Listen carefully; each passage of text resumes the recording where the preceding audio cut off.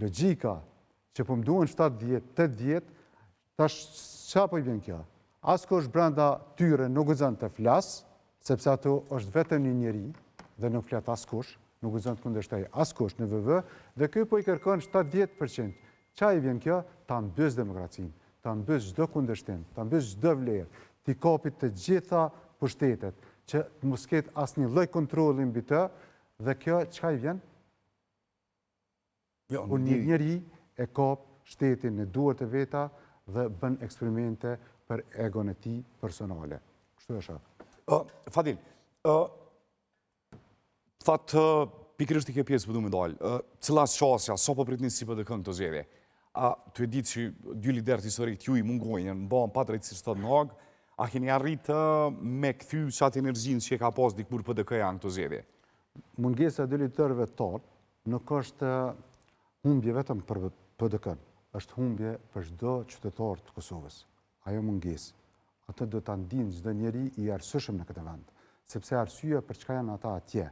Ata janë duke u sakrifikuar për krejt atë që kemi bërë ne për të jetuar sot e lirë. Po, është po. Tash, pjesa tjetër. Megjithatë, Partia Demokratike ka qëndruar fuqishëm pavarësisht këtyre lloj vështirësive. Dhe ne sot e kemi Bedri Hamzën, kryetarin e Partisë Demokratike, kandidatin tonë për kryeministër, i cili është një njeri i dëshmuar për punë, jo për fjalë të bukura si Albin Kurti. Është i dëshmuar, e ka treguar me vite kur ka qenë ministër, dhe ka qenë ministri më i mirë, ka qenë ministri i financave, kur pikërisht në kohën e tij qytetarët kanë pasur afërsinë më të madhe, e kanë ndihmë më afër se sa kur fuqinë dhe ndihmën e pushtetit. Rritja më e madhe e pagave është bërë në kohën kur ka qenë Bedri Hamza kryeminist. Dhe kjo ka qenë një aftësi e madhe e tij me punë, jo me fjalë. Me fjalë. Po a keni arrit me rikthyr energjinë sot në këtë fushat? Edhe pse po duket që është një farheshtje në të anë. Dëgjom, gjitha strukturat tona janë të angazhume, gjithë elektorati jonë qëndron shumë mirë. Dhe unë jam shumë i bindur që ne në këtë zgjedhje do të jemi edhe shumë më mirë. Ai entuziazmin e gjithë shkafit e ka mbyt Albin Kurti me këto zgjedhjet e vazhdueshme me të cilat është duke maltretuar vendin tonë si në aspektin financiar, duke i shkaktuar humbje, ashtu duke maltretuar edhe në përditshmërinë tonë, sepse zgjedhjet e vazhdueshme ato të largojnë nga binarët e normalitetit. Fadil, kush p'i del ma shumë në takime? Tash ma vësjeni në fushat, votuesi tradicional apo vreni si ka dhe njerëz të ri?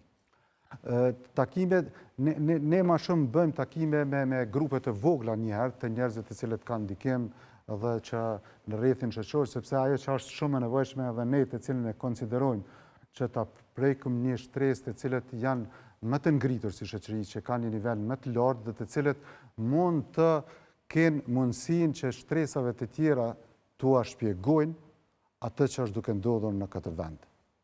Domethënë, kjo është qëllimi i Partisë Demokratike, jo në kuptimin për të fituar ne vetëm si vot, po është në interesin e vendit që njerëzit ta kuptojnë që është duke i mashtruar, është duke i përdorur për qëllimit e tija, të partisë e tij dhe të pushtetit e tij personal. Cili është rezultati që e pritin këto zgjedhje? Ne presim, dëgjoj, ne Partia Demokratike gjithherë angazhohemi që ne të dalim të parët dhe ne luftojmë për atë pozitë.